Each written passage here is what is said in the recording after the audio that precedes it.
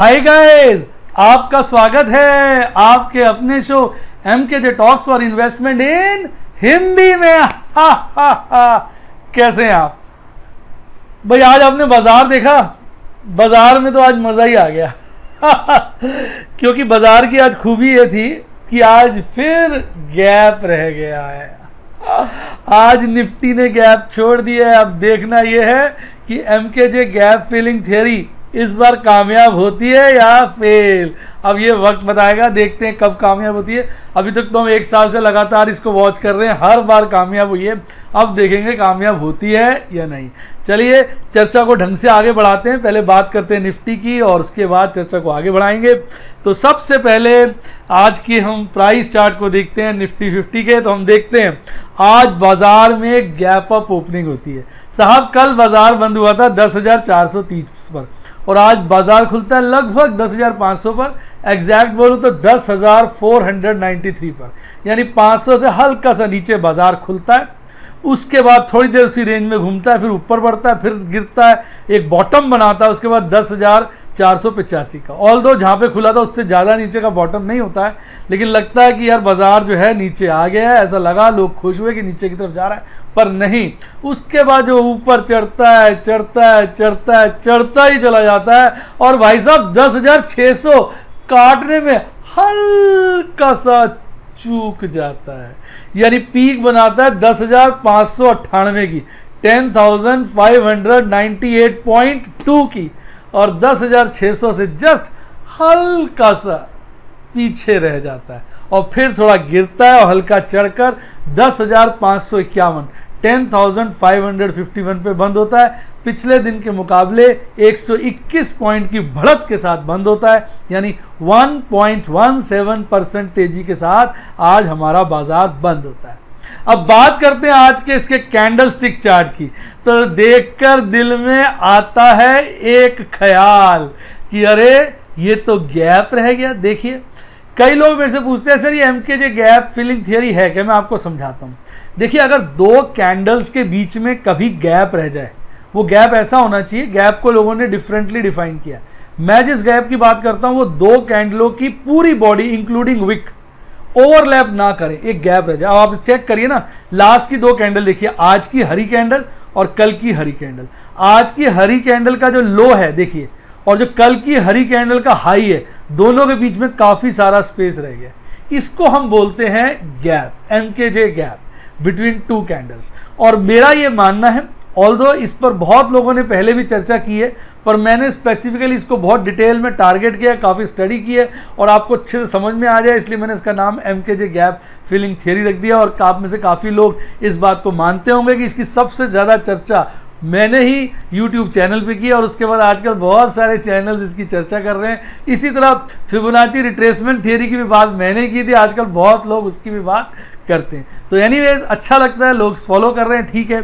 तो कहने का मतलब ये है कि जो गैप रह जाता है ना, ऐसा माना जाता है कि ये गैप फिल जरूर होता है, यानी बाजार अब ऊपर चला गया, एक बार नीचे जरूर आएगा, इस गैप के बीच में कैंडल जरूर बनाएगा। ऐसे मैंने आपको गैप पीछे भी कई बार क्रिएट हुए हैं और आपको दिखाया कि वो सूनर और लेटर फिल हो गए हैं। और अब ये वाला गैप क्योंकि चढ़ती मार्केट में क्रिएट हुआ है, तो ये गैप कैसे फिल होगा? गिर के, यानी इसका मतलब बाजार को गिरना पड़ेगा, चाहे वो आज गिरे या कल। तो एक कहना चाहिए कि जो लोग चाहते हैं बाजार गिरे, जिन्होंने शॉर्ट किया, उनको एक सांत्वना मिल जाती है कि बाजार सूनर और लेटर इस गैप को फिल करने नीचे आएगा। अदरवाइज बाकी बातें देखें तो आज की कैंडल लगभग मारूबोजू कैंडल है, ओपनिंग मारूबोजू बुलिश कैंडल। क्यों? नीचे की विक ना के बराबर, आप ध्यान से देखिए, है बहुत हल्की सी 6-7 पॉइंट की है, वो ना के ही बराबर है, और एक स्ट्रॉन्ग बुलिश कैंडल बनी है और ऊपर जो है विक थोड़ी सी लंबी है। अगर ऊपर की विक भी थोड़ी और छोटी होती तो हम कहते हैं कि जो मारूबोजू कैंडल है उसमें ज़्यादा जोर है। चूंकि ऊपर ढंग की एक विक बन गई है, नीचे विक है नहीं, इसलिए इसको बोलते हैं opening bullish marubozu candle. Opening इसलिए क्योंकि ओपनिंग प्राइस और लो लगभग बराबर है, और बुलिश इसलिए क्योंकि ग्रीन कैंडल बनी है। मारूबोजू ओपनिंग इसलिए बोल दिया क्योंकि ऊपर तो विक है, नीचे नहीं है, तो इसलिए ओपनिंग मारूबोजू बुलिश कैंडल बनी है, जिसका तात्पर्य ये है कि अब ये ध्यान से देखिए, थोड़ा चढ़ते बाजार में बनी है, यानी ये कंटिन्यूटी इस कैंडल के अनुसार मेंटेन रहनी चाहिए। और वैसे आप देखेंगे काफ़ी दिनों से बाजार कंसोलिडेशन मूड में था और आज देखेंगे थोड़ा सा इसने जो कहते हैं ना ब्रेकआउट लिया ऊपर की तरफ, पर थोड़ी सी प्रॉब्लम क्या, गैप छोड़ दिया। अगर ये गैप नहीं छोड़ा होता तो हमें लगता कि बाजार आगे और बढ़ सकता है, पर अब हम ये कहेंगे बाजार बढ़ तो सकता है पर आज नहीं तो कल नीचे आएगा गैप फिल करने। पर अगर आप ध्यान से देखेंगे जो काफी दिन से लगातार एक कंसोलिडेशन फेज चल रहा था, आज उसको बाजार ने ऊपर की तरफ तोड़ने की कोशिश की है।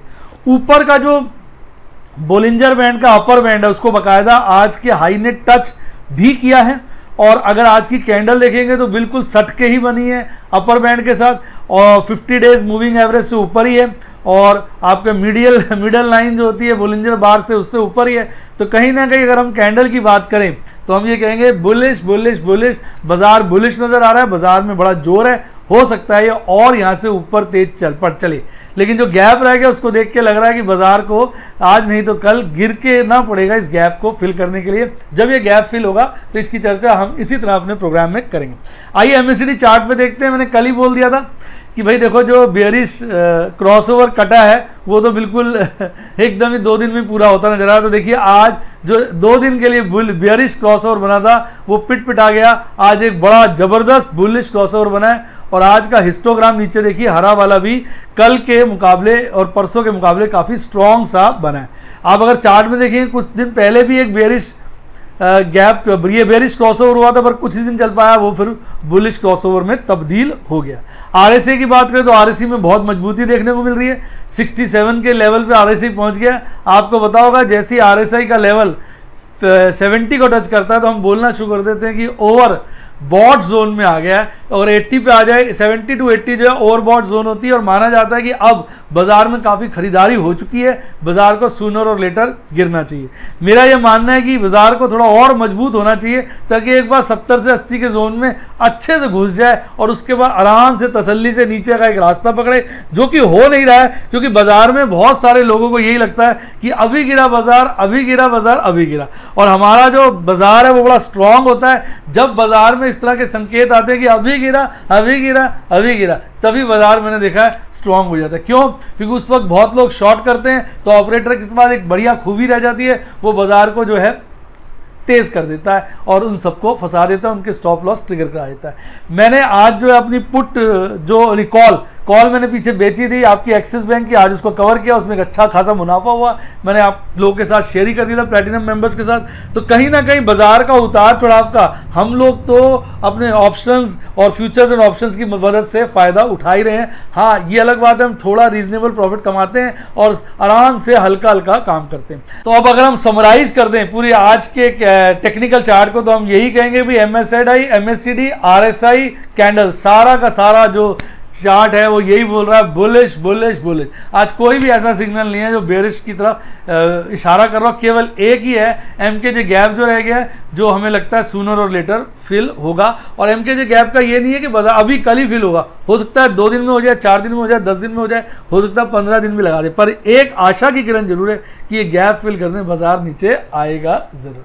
आइए बात करते हैं ऑप्शन चेन एनालिसिस की। आपके सामने ऑप्शन चेन का डेटा आ गया। अगर आज आप देखेंगे तो आज फिर एक अदला बदली हुई है।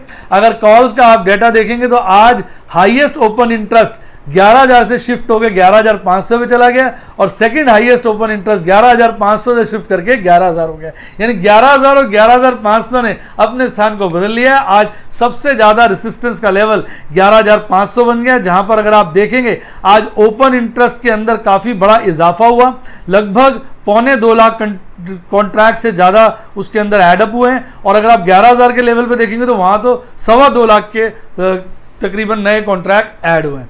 तो कहने का अगर आप तात्पर्य देखें, नहीं, वहां 2.25 लाख नहीं हुए, वहां लगभग 1,70,000 के करीब हुए 11,000 के लेवल पर, और 11,500 के लेवल पे लगभग 1,80,000 के आसपास से भी ज्यादा हुए। यानी ज्यादा ओपन इंटरेस्ट जो 11,500 पे बढ़ा है।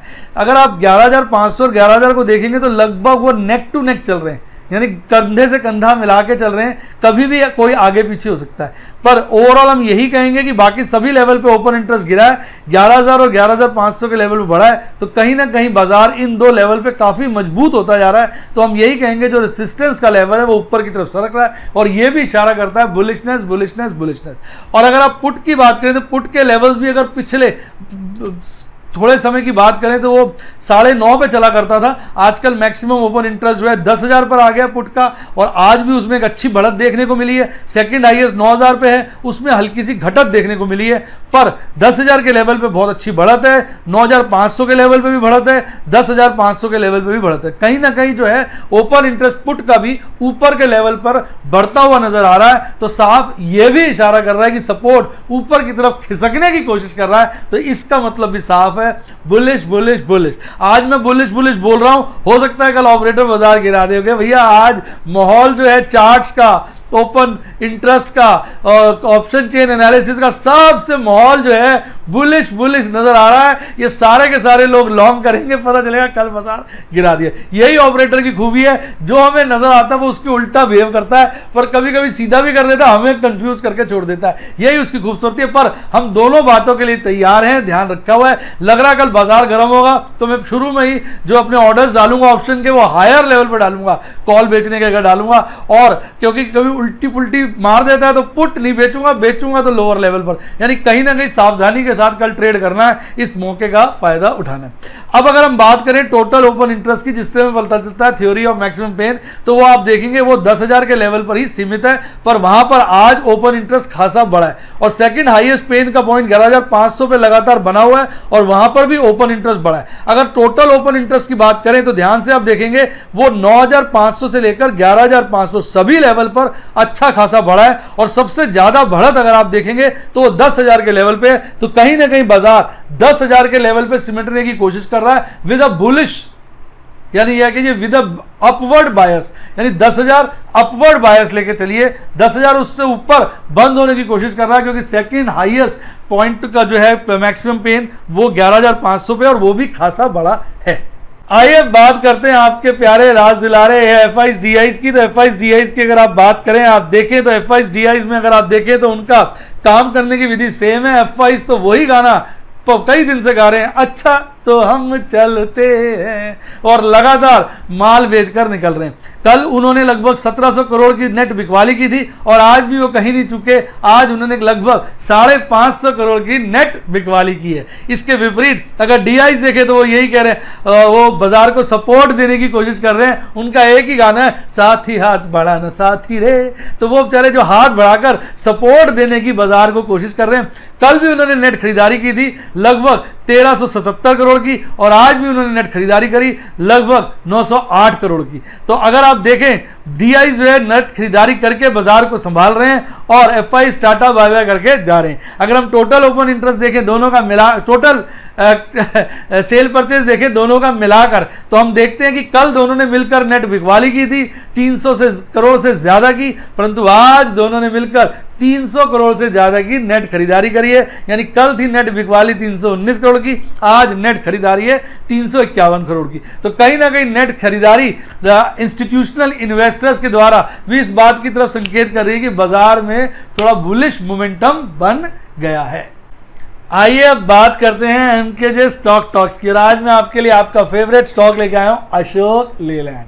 तो अशोक लेलैंड के मैं इस आज के एपिसोड में ना केवल क्वार्टरली रिजल्ट्स की चर्चा करूंगा, बल्कि जून की परफॉर्मेंस की भी चर्चा करूंगा, आपको अच्छा लगेगा।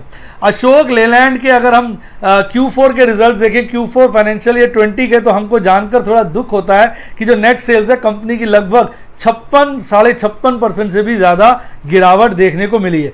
कंपनी की जो नेट सेल्स है वो जो है गिरकर हो गई है 3,838 करोड़, जबकि इसी क्वार्टर में पिछले साल थी भाई साहब 8,845 करोड़। कितना ज्यादा गिरावट है, देख के दिल जो है छलनी छलनी हो जाता है। यानी नेट सेल्स में लगभग 56.5% से भी ज्यादा की गिरावट है। आइए बात करते हैं प्रॉफिटेबिलिटी की। तो आपको जान के उदासी आएगी कि पिछले साल इसी क्वार्टर में कंपनी ने 6,552 का मुनाफा किया था, जबकि इस क्वार्टर में उसने नेट लॉस किया है लगभग 57 करोड़ का। यानी कि आप देखिए कितने बुरे हालात कंपनी को देखने पड़ रहे हैं। कंपनी के सामने समस्या आ गई है। अगर अब हम इबिटडा की बात करें, उसमें भी भारी गिरावट देखने को मिली है। इबिटडा जो है लगभग 78% से गिरा है। पिछले साल इसी क्वार्टर में 994 करोड़ का इबिटडा था, जबकि इस क्वार्टर में मात्र 217 करोड़ का इबिटडा है। यानी कहना पड़ेगा कि कंपनी की परफॉर्मेंस बहुत बहुत बहुत खराब आई है। और अभी कंपनी ने अपने जून के डिटेल्स भी दिए और जून के डिटेल्स भी कोई उम्मीद की किरण नहीं दिखा रहे, क्योंकि जून के अंदर अगर आप देखते हैं तो जो सेल्स है उसमें 81% की गिरावट हुई है। कंपनी ने बताया है कि इस महीने में कंपनी ने जो है मात्र 2394 यूनिट्स बेचे हैं, जबकि इसी महीने में पिछले साल 12810 यूनिट बेचे थे। यानी देखिए कितनी भारी गिरावट का कंपनी को सामना करना पड़ रहा है। कंपनी के जो सेल्स है, अगर हम वॉल्यूम की बात करें यूनिट्स के अंदर, तो 81% की गिरावट देखने को मिली। अगर हम टोटल डोमेस्टिक सेल्स की बात करें तो इस जून में कंपनी ने मात्र 2132 यूनिट बेचे हैं, जबकि इसी जून में पिछले साल 12085 यूनिट बेचे थे। यानी इसमें भी अगर हम डोमेस्टिक सेल्स के अंदर देखें लगभग 82% की गिरावट देखने को मिली है।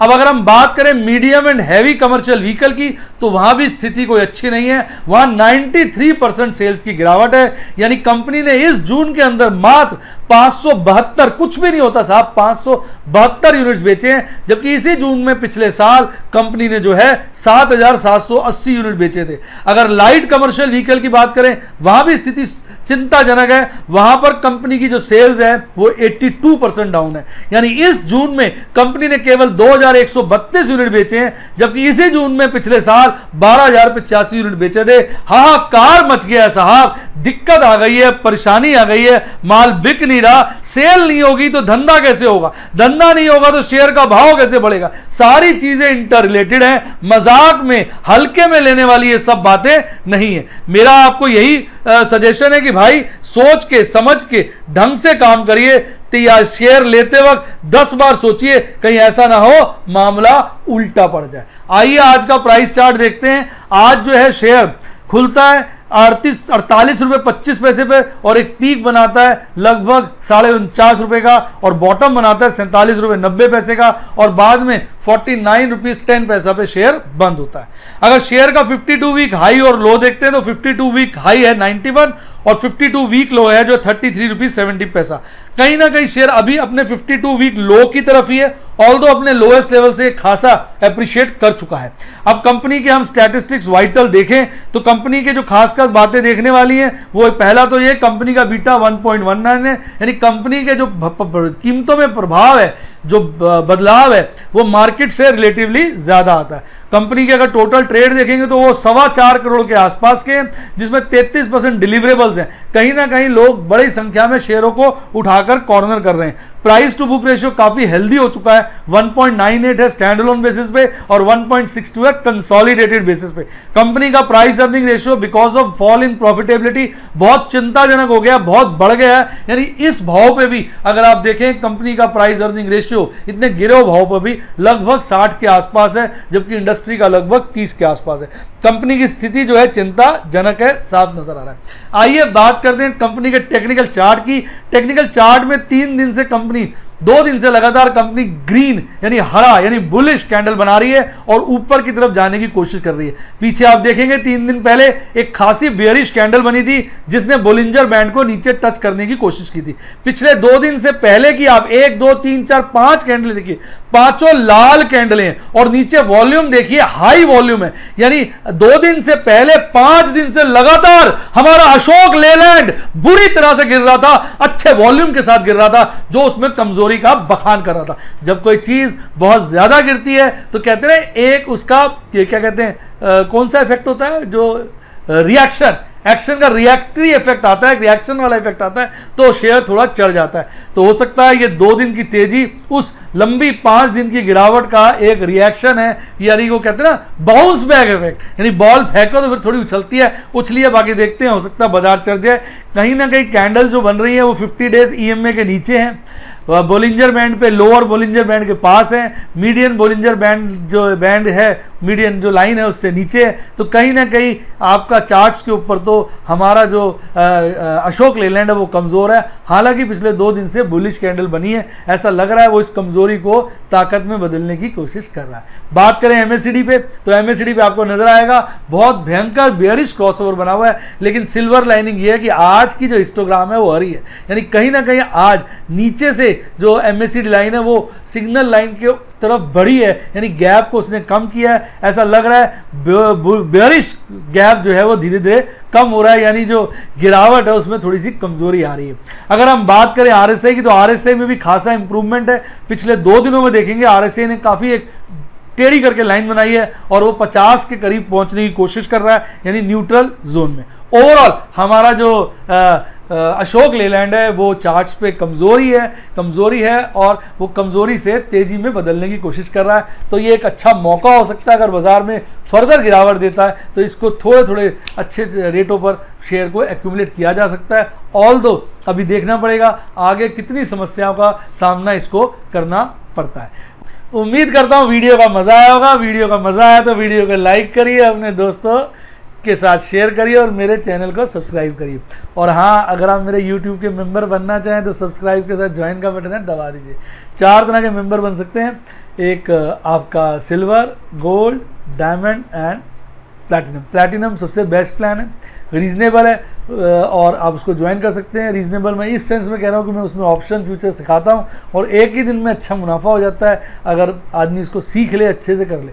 मैं कोई टिप नहीं देता हूँ, मैं एक एक चीज़ आपको समझाता हूँ, उसके हिसाब से मैं आपकी वीडियोज़ में भी शेयर कर देता हूँ। इसके अलावा मैं आपको अपने सौदों के स्क्रीनशॉट दे देता हूँ, उनके पीछे का लॉजिक अगर कुछ बनाता हूँ तो वो बता देता हूँ। मेरी कोशिश जो रहती है कि भाई मैं वही सौदे करूं जिसमें जो है मुझे प्रॉफिट हो। मैं अपने प्रॉफिट के लिए कार्य करता हूं और उसके हिसाब से मैं क्या चीज़ें सोचता हूं, क्या देखता हूं, वो मैं आपके साथ शेयर करता हूं। और अगर आप स्क्रिप्ट्स में इंटरेस्ट रखते हैं तो आपको डायमंड प्लान लेना चाहिए, और अगर अभी आप बिगिनर हैं, नॉलेज चाहते हैं तो आप सिल्वर ले लीजिए।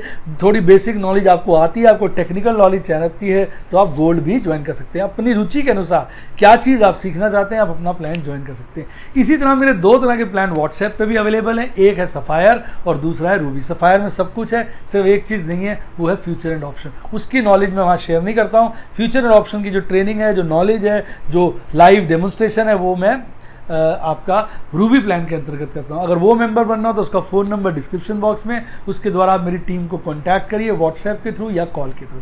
इसके अलावा अगर आपने डायरेक्ट म्यूचुअल फंड में अप्लाई करना हो, अगर आपने जो है डीमैट अकाउंट खुलवाना हो, तो सबके लिंक डिस्क्रिप्शन बॉक्स में, उनके थ्रू आप जो है अपने अकाउंट खुलवा सकते हैं। और अच्छी किताबें पढ़नी है, उनके लिंक भी डिस्क्रिप्शन बॉक्स में। और यहाँ पर आ रहा है मेरे टेलीग्राम चैनल का लिंक, जिसने इसको ज्वाइन कर लिया उसकी लाइव जिंगा लाला, जिसने नहीं किया उसकी लाइव ढीला डाला। इन द सेंस यहाँ मैं बहुत सारी चीज़ें देता हूँ और आपको गुड मॉर्निंग अपडेट्स देता हूँ। और अगर आप कोई भी चीज़ अच्छी सी मेरे टीम के साथ शेयर करते हैं, मुझे जचती है, तो वो भी मैं अपने टेलीग्राम चैनल पे डाल देता हूँ। आप कोई भी चीज़ अगर मेरी टीम के साथ शेयर करते हैं ना, तो उसमें लिख दिया करिए कि आप चाहें तो इसको टेलीग्राम चैनल पे डाल सकते हैं, क्योंकि अगर टीम आपसे पूछती नहीं है तो फिर मैं नहीं डालता टेलीग्राम चैनल में। आज एक बहुत अच्छा किसी हमारे सब्सक्राइबर ने अपने बच्चे का भेजा था, मैं उसको सोच रहा था टेलीग्राम चैनल में डालूँ। मैंने पूछा अपनी टीम से, बोले उन्होंने पूछा तो है नहीं।